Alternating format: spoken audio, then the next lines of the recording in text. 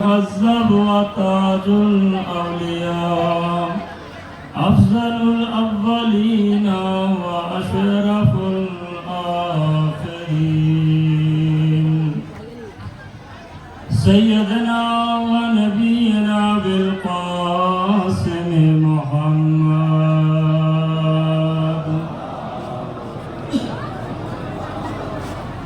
الصلاة والسلام على أهل بيت الطيبين الطاهرين أما بعد فقد قال الله تعالى في القرآن المجيد والفرقان الحميد بسم الله الرحمن الرحيم إن الذين كفروا من أهل الكتاب والمشركين في نار جهنم خالدين فيها أولئك هم شر البرية إن الذين آمنوا وعملوا الصالحات أولئك هم خير البرية.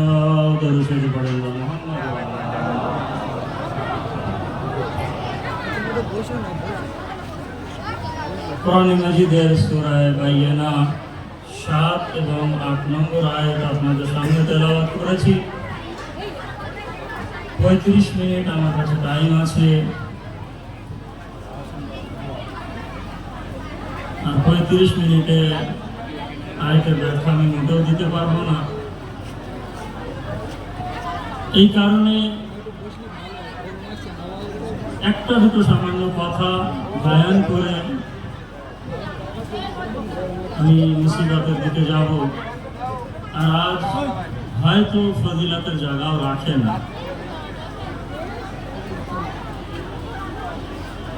তো আপনাদের অর্থাৎ ইমামে হুসাইনের আজাদারদের পায়ের ধুলো আমার মাথার উপরে রেখে চোখের শর্মা বানিয়ে মজলিস শুরু করছি। আয়াতের ভিতরে আল্লাহ তাআলা ইশারা করেছে যারা কাফির এবং কুফর ইখতিয়ার করেছে আহলে কিতাবের ভিতর থেকে এবং যারা মুশরিক তাদের স্থান জাহান্নাম এবং সেখানে সর্বদা থাকবে এবং পৃথিবীর বুকে সবচেয়ে নিকৃষ্ট মানুষ এরাই।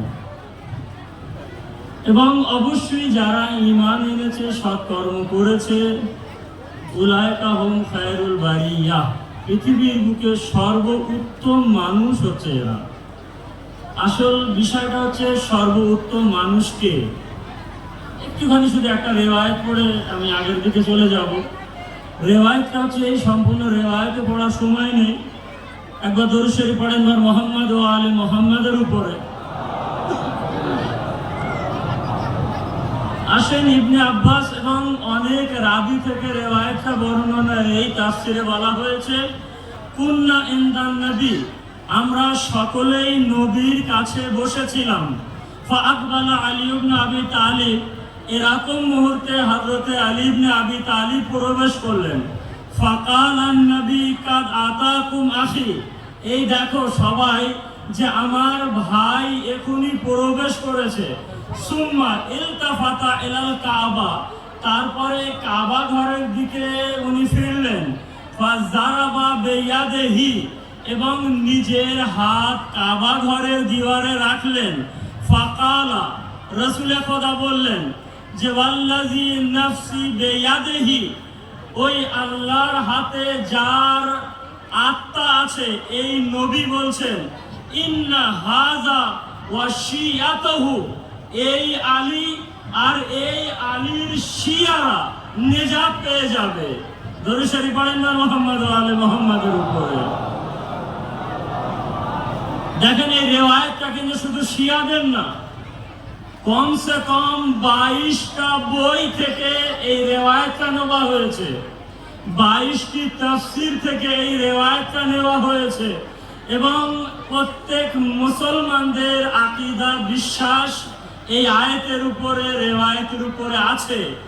তো হুমুল ফায়েজুনা ইয়াউমাল কিয়ামা, কিয়ামতের দিনে যদি কেউ নেজাত পায় তাহলে এই আলী পাবে আর আলীর শিয়ারা পাবে।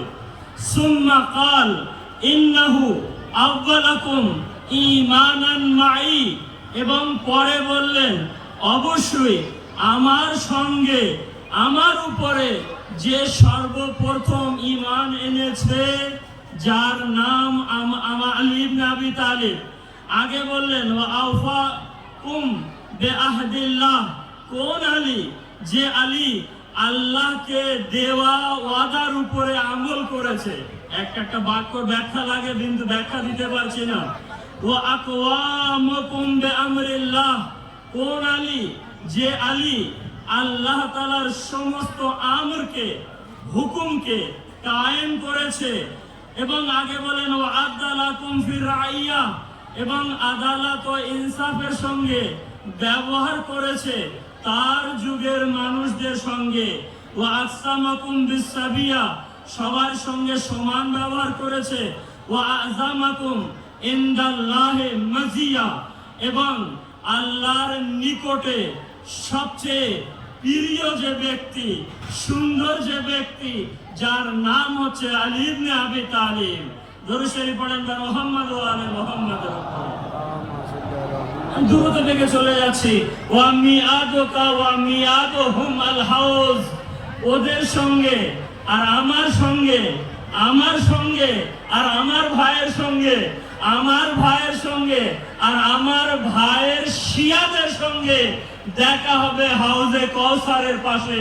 তাআতুনা গুররাল মুহাজ্জালিনা মুতাওয়াজ্জিহিনা, এবং যখন এক জায়গায় হবে তখন বাকি লোক বলবে দেখো নতুন চেহারাওয়ালা, নুরানি চেহারাওয়ালা আলী ইবনে আবি তালিব এখানে দাঁড়িয়ে আছে।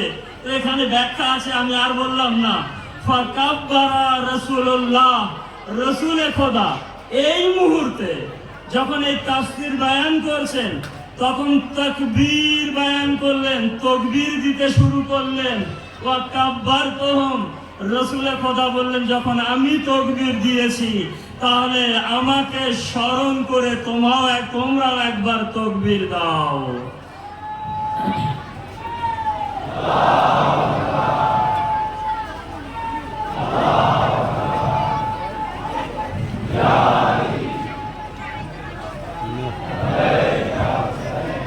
যারা আলীর শিয়া হবে, এটাই আমি রিওয়ায়াতে পড়ছি, যারা আলীর শিয়া হবে দিয়ারাকুম লাকুম, তাদের শহর হবে জান্নাত।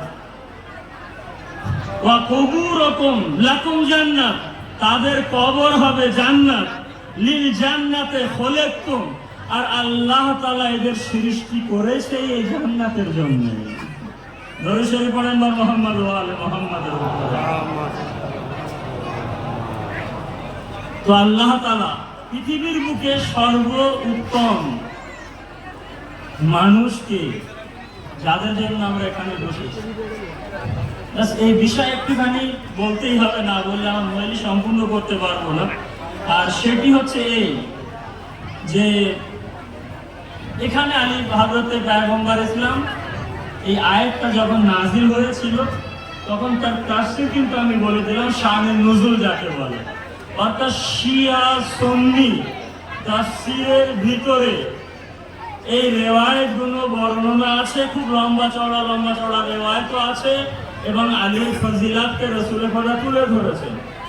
এবং ওখানে বলছেন পয়গম্বর ইসলাম এই যে খায়রুল বারিয়া, সর্ব উত্তম মানুষ পৃথিবীর বুকে আমার ভাই আলী ইবনে আবি তালিব এবং আলীর শিয়ারা। তো খায়রুল বারিয়া যদি আলী হয় আর আলীর মাননেওয়ালারা হয়, এবারে আমি মুহূর্তের জন্য মেনে নিলাম যে পৃথিবীর বুকে আহলে সুন্নাত ওয়াল জামাত যারা, তারা মেনে নিয়েছে রিওয়ায়াত অনুযায়ী যে আলী খায়রুল বারিয়া। এই খায়রুল বারিয়ার আর বাংলা কিন্তু আর বলবো না, মানে করে দিয়েছি। খায়রুল বারিয়া পৃথিবীর বুকে আলী ইবনে আবি তালিব আহলে সুন্নাত ওয়াল জামাত মনে করেন মুহূর্তের জন্য রেওয়ায়েতটা মেনে নিলেন, আর মেনে নেওয়া উচিত, মেনে নেওয়া উচিত। কিন্তু আমি মেনে নিলাম যে কিছুক্ষণের জন্য তারা মেনে নিয়েছে। এবারে যখন মেনে নিয়েছে, তো ব্যাপার হচ্ছে প্রশ্ন এখানে আসবে, যখন আমি মেনে নিয়েছি, তো আপনি যে আয়াতটা পড়লেন, এই আয়াতের সঙ্গে খেলাফতের সঙ্গে কোনো সম্পর্ক আছে? এই আয়াতের সঙ্গে বেলায়েতের কি কোনো সম্পর্ক আছে? এই আয়াতের সঙ্গে ইমামতের কি কোনো সম্পর্ক আছে? হ্যাঁ আছে, অবশ্যই। এই এক টুকরোয় আমি বয়ান করবো, অবশ্যই আছে। সেটি হচ্ছে এই উত্তর। দেখেন, সুন্নি এবং শিয়াদের ভিতরে যে ঝগড়া, মূল খেলাফতের ঝগড়া।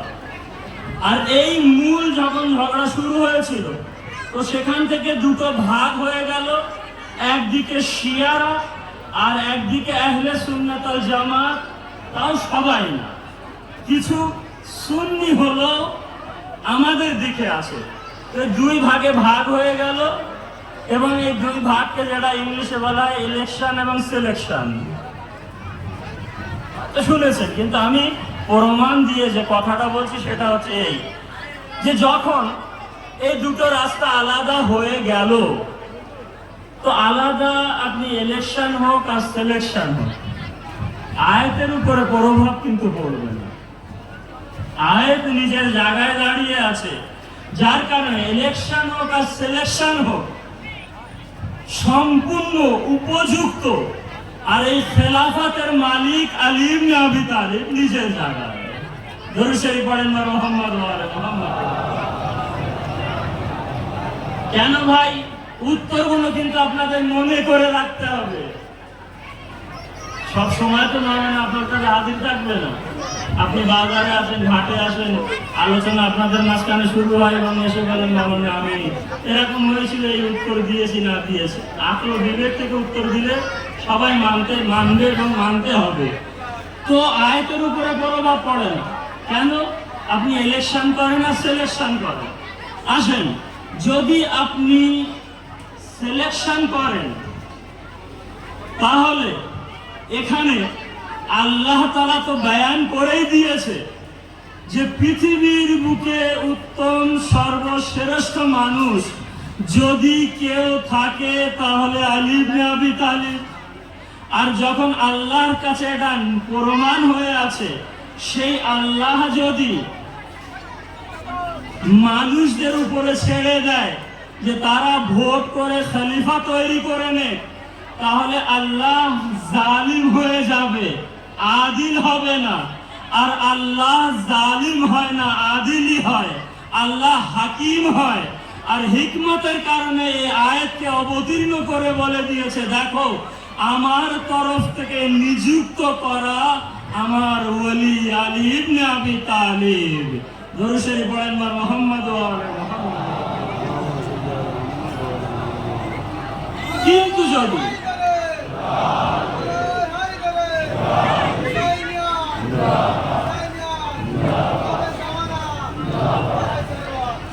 যদি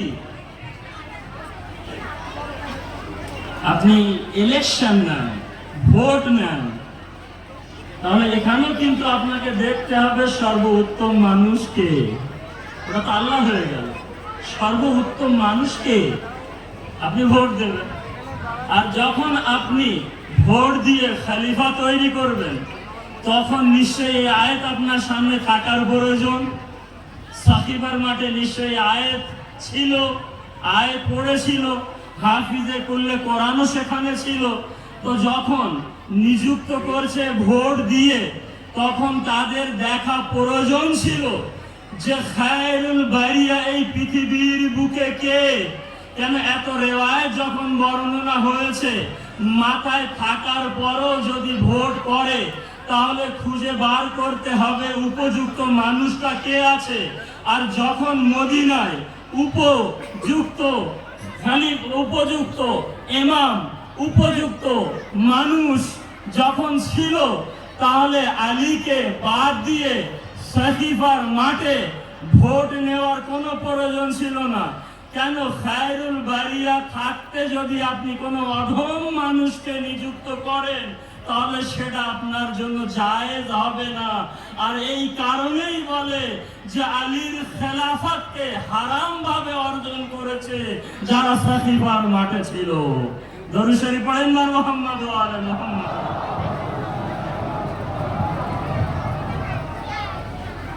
আর সেই নিজাম, সেই কানুন এখনো পর্যন্ত পৃথিবীর বুকে জারি আছে। আর আল্লাহ তাআলা এদের জন্য বলেছে, দেখেন কয়েকটা আয়াত আছে, শুধু একটা দুটো আয়াত কোনখানে ইশারা করে যায়।